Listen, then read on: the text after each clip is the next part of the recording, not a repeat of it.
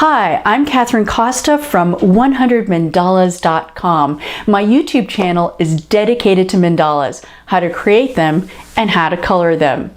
This video is an invitation to play with colored pencils. I'm going to cover a lot of topics, from the different types of colored pencils, how to store them and sharpen them, the best papers to use, and of course, how to color with them. I'm going to show you 4 different techniques that you can use to blend with colored pencils. You can use this to create gorgeous gradients or to mix and make your own colors. The images that I use for this video come from the free coloring books that you can download from my website over at 100mandalas.com. Look for the 2 volumes. Volume 1 are mandalas, and volume 2 are Hamsa symbols. That's the hand symbol, and many of the designs have mandalas within them. The wonderful designs come from participants from the 100 Mandalas community. They contributed artwork. These members are from all over the world. When you download the 2 volumes, you get 90 pages of coloring enjoyment. So definitely check that out. All right, so are you ready to explore the possibilities with colored pencils? Let's get started. Not all colored pencils are of the same quality. They're basically 2 categories. You have your student grade and you have your professional grade. 3 examples of the student grade are Crayola, Prang, and Rose Art. And 3 examples of the professional grade are Prismacolor, Derwent, and Spectrum Noir. Now, before we get started on what those differences are, if you have student grade colored pencils on hand, I encourage you to start with what you have. Work with those. You can completely, totally create beautiful mandalas with those. But I invite you to listen in on what you can achieve with the professional ones that are more difficult to do or even impossible to do with the student grade. The colored pencils that I'm talking about here have a wax content. And the biggest difference between those student grades and the professional ones is that the professional grade have a higher wax content and they have more pigment. So what does that translate into when you're coloring? Well, as you apply the pigment onto the page with a student grade, it feels drier, harder. It's almost as if you're scratching that pigment onto the page. You wouldn't notice the difference until you tried the professional one.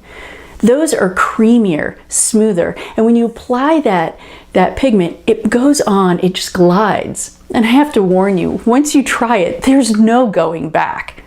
Now, I've heard some people have concerns that is it so soft that they wouldn't like it? Well, it's not as soft as a pastel. And because it is in a pencil form, you can sharpen it to a point where you can get nice detail with it. Because of that wax content and that pigment, you have more blending options, and you can also achieve some different colors from blending that you can't do as easily with the student grade. And I'm going to get more into blending techniques in just a moment. I want to talk about how to store colored pencils. This is really an important topic. Now, when you look at a colored pencil, you might think that it's pretty durable. Well, in fact, it's not. When you take a look at how they're built, and I'm going to move this forward, see if that picks up, you're going to see that you've got a wooden barrel, and then in it, you've got, in the center, that's the waxy content. If you drop your pencil, you could break it somewhere on the inside and you'd never even know. You wouldn't know it until you start to sharpen it, and as you sharpen, it breaks. It breaks right within the sharpener and is very frustrating. So you want to make sure you take really good care of your colored pencils. What I like about the Prismacolors is that they come in these wonderful tins. Most professional grades do come in tins. And when you open them up, they've got these trays. And in this particular set, because there are so many colors, you've got 2 trays worth of color to play with. I keep them right in the tray. because why not? They're protected in there. But I do have a lot of open stock colored pencils, and I have them stored in one of my favorite mugs. They're not going to roll around. They don't risk rolling and dropping onto the ground. You'll see that I keep them pointed up and I have them pre-sharpened. So as I color, I'm not slowed down by having to sharpen them before I use them. Let's talk about sharpening colored pencils. There are two types of sharpeners. You've got your electric ones and you have your manual ones. The electric ones are great for getting a nice sharp edge and sharp point. But I also really like these handheld ones made by Prismacolor. And when you open up the inside of it, you can see that there are two different openings, different spots. You can get a broader point or a real fine point. Now, what's important to note about how you sharpen your pencil is you want to put it in and you want to sharpen with a rotation, a clockwise rotation. You keep going around and around like that. You don't want to go back and forth, because if you go back and forth, it's going to chew up the end of your pencil. You're going to get a better point more easily if you keep going in that clockwise circular rotation. Let's talk about price. The big difference between the student grade and the professional grade is definitely price. With those student grades, you can buy them in all sorts of sets and different sizes. With the professional grade, you not only can get them in sets, but you can buy them in the open stock, which means you can buy individual pencils. Here's a tip for you. When you go to buy your professional grade pencils, they come in these wonderful tins. You can get Prismacolor in 12, 24, 48, and some larger sets as well. But if you're just trying out colored pencils and you're not sure if you want to make the investment, definitely pick up a few of your favorite colors in the open stock. Try it out. If you like it, then you can invest in buying a set.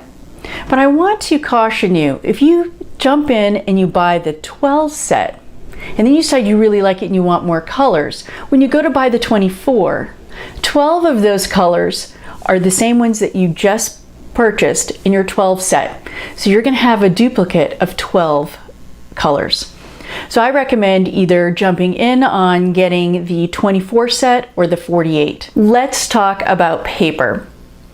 Have you noticed that when you move your hand over the surface of the paper, some paper is bumpier and some paper is really smooth? An example of the bumpy paper would be watercolor. Smooth paper would be Bristol board, copier paper, drawing and sketch paper. Well, if we were to zoom in on the paper surface, we would see that the surface has mountains and valleys. Well, what does this mean? And how does this affect your coloring experience? Well, have you ever noticed that as you're coloring with a colored pencil that you don't get a nice even tone when you first start coloring? Well, that's because you are coloring over the surface and the pigment is just touching the tops of those mountains. The valleys are not getting filled in with the color. This is why a watercolor paper is best for watercolor paints or other more fluid medium. What do I mean by that? Other types of paints, watercolor pencils or Inktense pencils where you're applying water to them and it makes it more fluid and easy to fill in those valleys. So we're working with colored pencils. We want to look for paper that's where the valleys and the mountains are closer together, because it's less work to fill in and get that nice rich tone.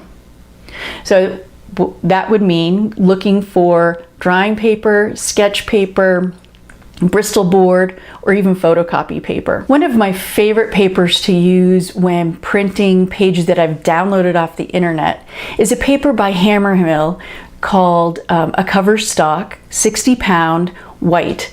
I have a black laser printer, so I look for the laser printer for that. One thing to keep in mind, with colored pencils, it doesn't matter if you're printing on an inkjet printer or a laser printer. But in the event that you're using any other materials that are more wet, like watercolor or Inktense pencils, you're going to want to print onto a laser printer. Or if you're using an inkjet, take it and then photocopy it.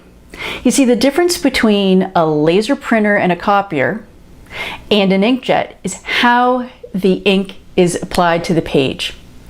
With the laser and the copier, it is using a thermal technology, which means heat is being applied to set the ink. Whereas with an inkjet, it's just spraying the pigment onto the page. The result is that it isn't waterproof and it will bleed the lines. This usually isn't a problem with colored pencils because it's very dry medium. I want to talk about how to color with colored pencils. The number one thing you want to think about and consider when you're coloring is that you color it in layers. You first fill in the shape with just a light color, and then you go back in and you color over again, and you color again and again, and you go and you get a deeper and deeper color. You can bring a second color in, and that's when you can start creating and blending and making your own colors or getting more variation in that color. What you want to avoid doing is pressing really hard when you are coloring. You might think it's going to save you time, but in fact you run the risk of breaking your pencil, hurting your wrist. Our first technique is blending using a white pencil. So start by coloring in your mandala shape using a colored pencil of your choice, and then fill in layer by layer like I showed you in the previous segment. You want to get some good color down in your shape. Then reach for your white colored pencil. I'm working with Prismacolors. That didn't focus in too well, sorry about that. But as you can see, I just color over with my white pencil and it blends really nicely. What we're doing is we're filling in those valleys that we were talking about before. Our second technique is working with a colorless pencil. So we start by applying color to the mandala shape. Same way that we've been doing before, we work in layers, building up the color.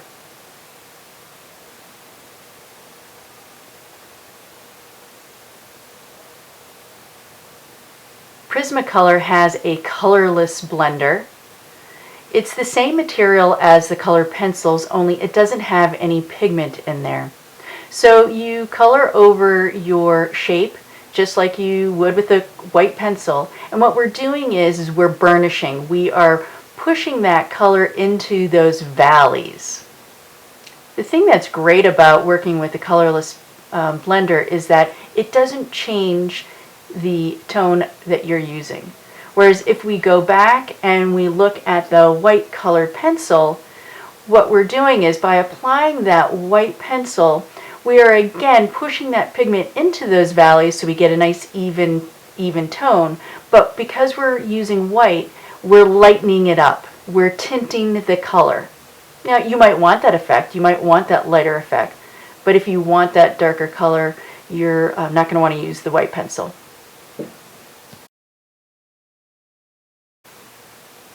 Technique number 3 is working with a colorless marker. So once again, we start off by coloring the shape within our mandala, applying layer upon layer of color, getting a good coating of pigment in there. And this time we are going to use, instead of the white pencil or the colorless pencil, we're going to use a colorless marker.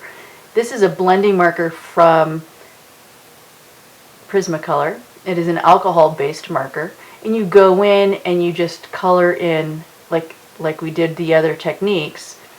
Only here we're using a different material that then pushes that color through and fills in those valleys. You'll see a little tint. That was a little mistake on my part. I should have discharged the color from my previous blending by just scribbling it onto a blank piece of paper. And the fourth technique is my favorite blending technique. It's using Gamsol, a non-toxic solvent. So once again, we go into our mandala shape, we apply some color, go back in, just keep adding some more layers. What I have found, this was a particularly small shape, and I actually put a little too much color into it, and you'll see here in a moment that it didn't give it much of a gradient. The thing with the Gamsol, and here's a look at what the bottle looks like. The brand that I picked up is from Gamblin, and a little of this goes a long way. We apply it using these blending stumps, and those come in various sizes. I tend to like the wider one. A little bit of this Gamsol goes a long way.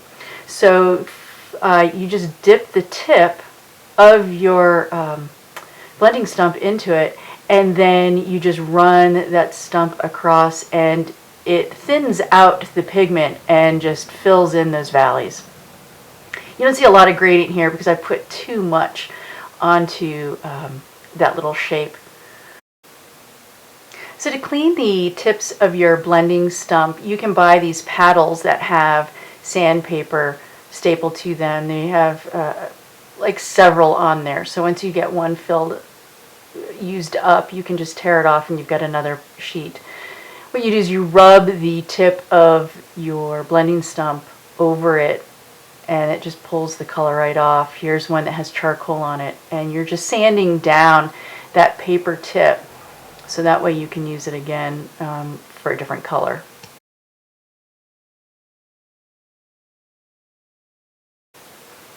So here we're going to work with blending two colors. At the center of this mandala, I'm going to start with an orange color in the center, and I color that in. And then I'm going to go around with a magenta color.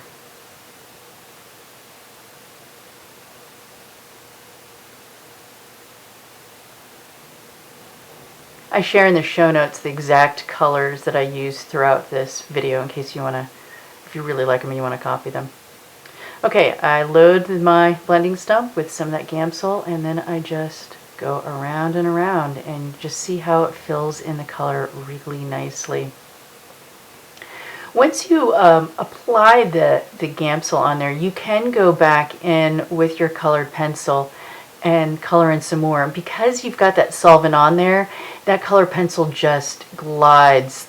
The color just fills in so smoothly. It's really quite fun. And you can just keep going back in with your blending stump there. I didn't have to recharge it. There's still enough solvent on there. So let's take a look at blending from one color to another. You can see I applied the orange, then I went back in with the magenta, and then I just went over again with that Gamsol. It's so easy. I like it.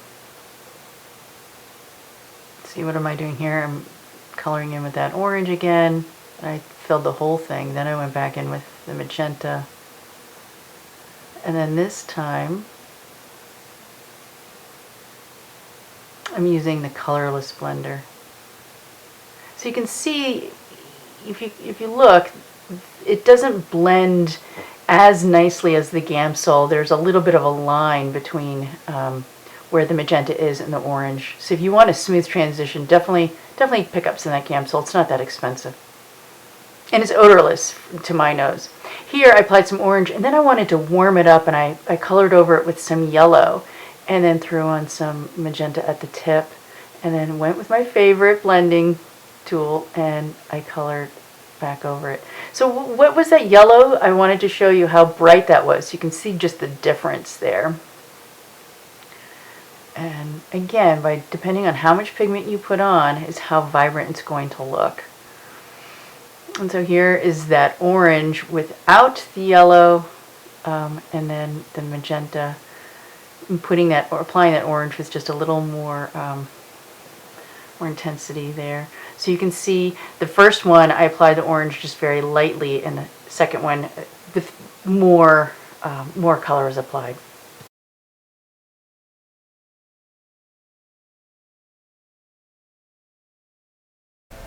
Alright, so here is a look at the mandala colored in completely.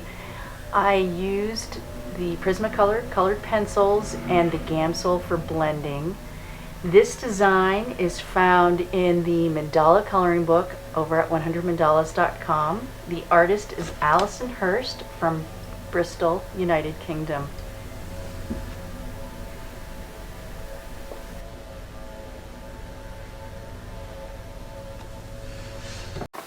This is a hamster symbol from volume 2 of the coloring book. It's a detail of the mandala part on it, and I wanted to just show you again an example of how I use the color pencils to create some interesting gradients. I love this Tuscan red, and I used it in this example for creating a shadowed effect. I liked it better than the black. Oftentimes I'll use a gray tone or a black tone or charcoal, but here I applied the Tuscan in several spots to add a little depth and dimension. So think about using different colored tones, darker tones of a color to create that sense of depth. And here I'm moving around to show you some of the different ways that I colored this beautiful design. This design is created by Pat Langley from Texas here in the United States. I can't wait to see how you work with colored pencils. Now, don't forget, you can go over to my website, 100mandalas.com, to download those coloring books. Or if you want to learn how to make your own mandalas, check out my first 2 video episodes here on YouTube. They show 2 different techniques and ways for drawing mandalas, and I walk you through it step by step. So what's coming up in my next video? I'm going to show you how to draw the torus yantra. This is a form found in sacred geometry. We're going to be pulling out our compasses and drawing the same size circle over and over again to build up this really beautiful, intricate design. I've asked members from the 100 Mandalas community to submit to me examples of their torus yantra mandalas.